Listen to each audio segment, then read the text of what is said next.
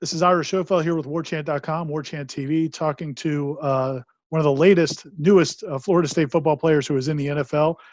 You guys remember him as number 9, Jacques Patrick, from his time with the Seminoles. First of all, I just want to say congratulations, Jacques, for signing with the Cincinnati Bengals. That's great news, and just want to say congratulations. Yeah, I appreciate it, man. It's been a long journey, but I'm here. I'm thankful and I'm blessed for the opportunity. And I'm more excited than ever, ready to go. Extremely motivated. So it's an exciting time for me right now. I can imagine. I want to kind of go back. We'll get to the Bengals and your short time in the XFL, short but important time in the XFL. But I want to kind of go back a little bit to your time at Florida State, and also kind of how you ended up at Florida State. Just for people that maybe everybody hasn't been aware of your entire journey. I want to go through your bio real quick. You finished your Florida State career with 1,790 rushing yards, which ranks, I think, number 16 all-time in the Florida State record books. You're number 15 all-time with 17 rushing touchdowns, and which, again, is really impressive when you think of all the great backs that have played at Florida State. When you talk to people about your time at Florida State, and whether it's people in sports and media or teams you've talked to, or just talking to fans, like when they ask you, like, what do you remember most about your time at Florida State, or why was it special to you? What do you tell people? Just the teammates I had over the years. I built a lot of great relationships. Guys that I still talk to this day. Coaches that I met there that I still talk to this day. And just the experience to play, in a beautiful stadium like Doak Campbell, each and every Saturday. That's a privilege, not a right. It was just a beautiful experience, from freshman year to senior year. I cherish my time there. Forever grateful to be a Seminole. It's a beautiful thing. If you ever call yourself a Seminole, not many people can do that. When you had offers from everybody in the country. I mean, you were one of the highest-rated players in the country coming out of high school in Orlando. Yeah. What was it about Florida State that attracted you, and did you ever seriously consider anywhere else? Yeah, I seriously, my final two were Alabama and Florida State, and when it came down to the two schools, every time I went to Florida State, every time I visited, I reassured myself. I was always reassured that that's the school I want to be at, and I didn't get that feeling anywhere else, and I was comfortable with the staff. They were there for my first 3 years, and learned a lot from them. And it was at the end of the day, if I had to make the decision over again, I would pick the same decision. You obviously you had a lot of friends that end up coming to Florida State too, and I know you're going to be reacquainted with one of your good friends, Auden Tate, with the Bengals. What's that like, and how close were you guys when you were in college? Oh yeah, that's my guy. We lived together in college. It was me, him, and DeAndre. That was my sophomore year. My first year there, it was me, Derwin, and George Campbell who lived together. So I had some pretty good roommates. Guys are still, like I said, I still talk to all those guys to this day. And it's cool. It's cool to be up there. Up in Cincinnati with Tate. He's a emerging player for that team, and I'm just trying to come up there and do my part and do what I know I can do. Help the team win games. When your career, as much as anybody, probably had so many high moments and then tough moments as well. Mm-hmm. One thing that really impressed me, and I know it impressed a lot of fans, because on our message boards at Warchant, people will talk about different players that are popular, or was no matter what happened, you always seem to keep such a positive mindset. And you were, coaching changes, and when you first come to Florida State, they're coming off of unbelievable success, and then you guys are still winning 10 games a year, but then the last couple of years it kind of tails off a little bit. Have you always been that kind of guy that's just always been positive, or is that something you learned during that process, or is it something somebody instilled in you? First off, I strongly believe in my Lord and Savior Jesus Christ. I got a strong family, and just being around good people, surrounding myself with good people. And I've learned, throughout the years, you only can control what you can control. And when things are out of my control, I can't punish myself for those things happening. So I just try to do my best, to be positive, throughout anything. And I mean, it's worked to this point in my life, so that's just who I am as a person. You know, I'm a good person. I pride myself on being a good person. When you it seemed like you and Cam had a really special relationship where, even though I think on the outside people thought, well, you guys are splitting carries and there might be jealousy in certain situations. But it seemed like you guys were always, he kind of seemed like he looked up to you like a big brother and you took him under your wing. What was that relationship like, and how excited are you to see, Cam kind of take his next step in his career? Yeah, Cam, that's my little brother. Like I told him, I always tell him, if you ever need me for anything, I'm one call away. And that's just what it is. When he came in, there was never any animosity. A lot of people try to pin it as that, because they were saying he's coming in, battling and taking care of for me. But I never saw it that way. I know I was good enough to play, and I knew he was good enough to play. I mean, whatever. If it took both of us to get carries each game to help us win the games, I mean, I was fine with that. He was fine with that. And his family, supports me. I was just on Instagram Live with him the other day, and his mom was on there, and she's always supported me, always giving me encouraging words, and I can always respect that, and I'm super excited for him, to get drafted this weekend, and because he deserves it. I seen him come in day one and work hard, and just continue to get better each and every year, and that's all you can ask for a guy, that he embraces what it means to be a true Seminole, because that guy works hard and he's very talented. And whatever team gets him is going to be lucky because he's going to come and go to work. So when you're coming out of Florida State, you end up coming back for your senior year. Some people thought you might jump out after your junior year the way Cam did. And then to go undrafted, obviously the team had a really tough year that year, and the offense wasn't real productive. And then you go undrafted. How did you handle that? I mean, is that just another time where you relied on your faith? How did you get through that period of time? Yeah, most certainly I had to rely on my faith, but that was one of the toughest times of my life. Just going through a lot of uncertainty, not knowing what's going to happen next. And I just had to believe in, walking by faith and not by sight. I just trained, hoping the opportunity came through with NFL. And then the XFL came, and it was just so crazy how that opportunity just came. The year I needed, just another chance, and I got that opportunity and ran with it. So did you, at that point, was there ever a thought in your mind that, man, I may be done with football, or did that not ever enter your mind as you were training for an opportunity that you may not? I mean, you believed it yourself that you could do it, but like you said, you can only control what you can control. How did you handle that part? Yeah, it never crossed my mind. Never. So I knew, God was gonna work something out. Like I said, it was one of the toughest times in my life. Just going through that. And I had to sacrifice so many things. Just because a lot of people didn't understand, how I was feeling, and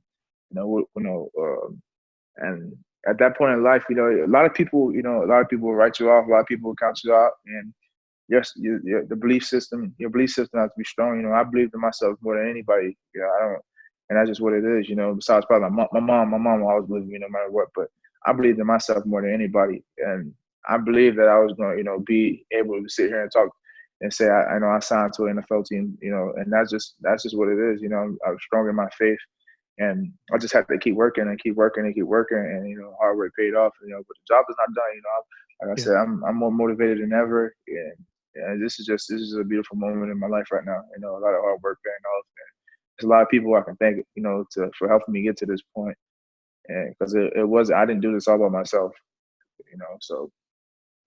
How did that process with the XFL work? Do you have to enter the draft, or do they just look at who's available? How did that work, and how did you get involved with the Tampa Bay team?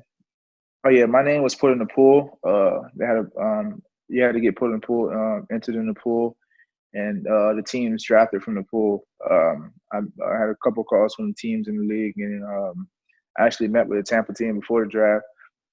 I met with the coaching staff, just get they want to get a feel of who I was, just wonder why, because I know from day one, like when I met Coach Trustman, he told me, he's like, he never understood why I didn't get that opportunity, you know what I'm saying? Because he saw the tape and he said there's an undeniable talent in there. And I just told Coach, listen, like I'm here, and we're both in this room for a reason, Coach. You give me a chance to be a Viper, you won't regret it. And, and that's, they end up ultimately drafting me a few weeks later. And, I just, took that chance and ran with it, man. I was just like, I was motivated as ever. I had a lot of people supporting me. All of my good friends just supporting me, just giving me encouraging words during those times because they know how bad I wanted to, get to the NFL, and I just made sure I held up on my end. So you end up getting 60 carries for 254 yards and 2 touchdowns. I think 100-yard game. Was that level of competition much different from what you faced at Florida State? Was it kind of in between maybe what Florida State and the NFL would be, or was it? How would you evaluate what that caliber of competition was?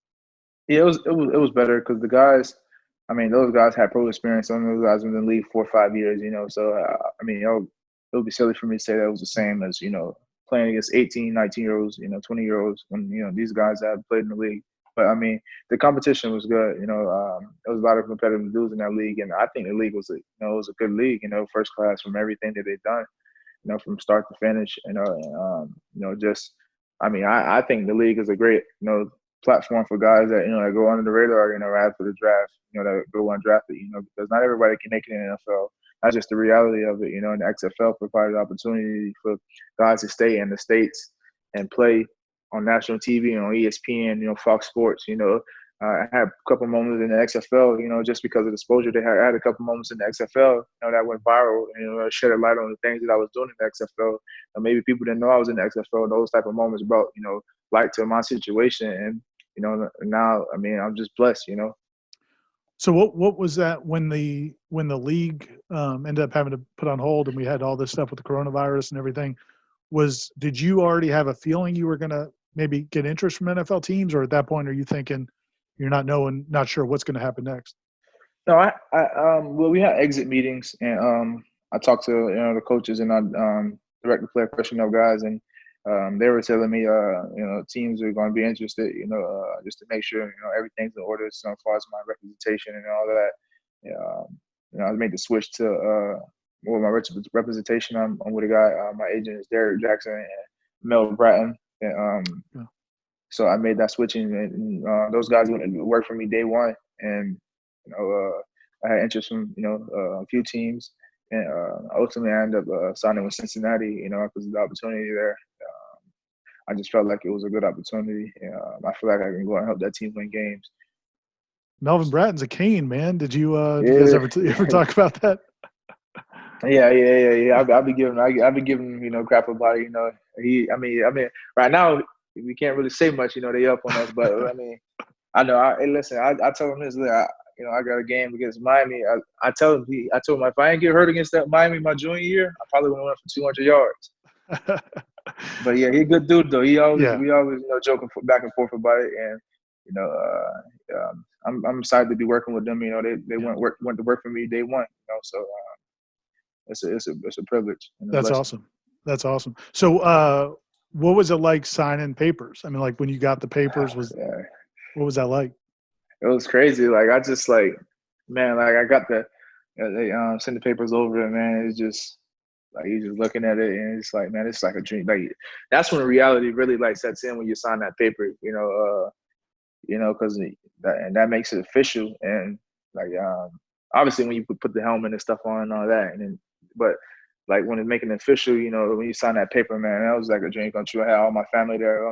Social distancing, or we following those rules, but I had my family there, and man, we enjoyed that moment, because they know more than anybody how hard I've worked for this, and how strong I've been in my faith, during these times, and it was just a beautiful moment to share with my family. So what has Auden told you about the NFL or other players other former FSU guys that you talked to? What have they told you about the NFL and what things you need to do to get ready?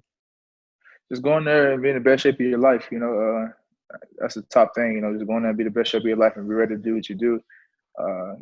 I've always trained with guys that have been in the NFL, since college, so I've always been around pros, and I got a lot of great examples, and I'm just, I'm excited for the opportunity. I just played pro ball, so I know what it is to be a pro and how to take care of your body and do things like that. So I feel like I'll be prepared when it's time when all this stuff passes with the COVID. Yeah. Are you about the same size you were when you were playing at Florida State, or have you lost any weight, or are you about the same size? Yeah, I'm in the 220s right now. Okay. And what do you know what your role would be, or have they talked to you? Have they talked to you at all about what your role might be, or is it just they've got 4 or 5 backs and they're going to figure it out? It was talks about what the role can be for the team, and I like what what they having planned for me, and like I said, I'm still on there, and whatever my role is, I'm gonna be a star in my role. If that's playing, getting the ball. If it's 3rd and 1, go get the yard, or if it's on special teams, going down to make a tackle, I'm gonna be a star in that role, regardless of what it is. Whatever that is to help the team win the game, and that's just who I am as a player, man. I just go out there, I'm a great teammate, and I do, my job. Awesome. Well, listen, man. A lot of Florida State fans will be watching this. You got to want to say anything to Florida State's and what you see from the program going forward? Yeah, I'm excited. I still keep close following with the guys. They're there, and I've been seeing the guys working hard. I'm excited for what Coach Norvell has in store. I see when he did at Memphis. I feel like he can come in and get the program back to where it's at. Because Florida State is a beautiful program, and college football isn't the same when Florida State's not on top. So man, I feel I'm rooting for Coach Norvell. I'm rooting for all the guys there. There's got a lot of great players there. And I feel like Coach Norvell will get the best out of all those guys. And here soon, Florida State will be back in national championship talk, playoff talk. Awesome. We look forward to watching you, man. And so your Twitter and your Instagram are both Jacques_Patrick. Is that right? Yeah, that's correct. So people need to follow you to get the latest on what's going on with Jacques as you get ready for training camp and off-season conditioning. And good luck with everything, man. Congratulations. We enjoyed covering you and following you during your time at Florida State. We look forward to seeing you at the next level. No doubt. Appreciate your time, man. Thanks, buddy.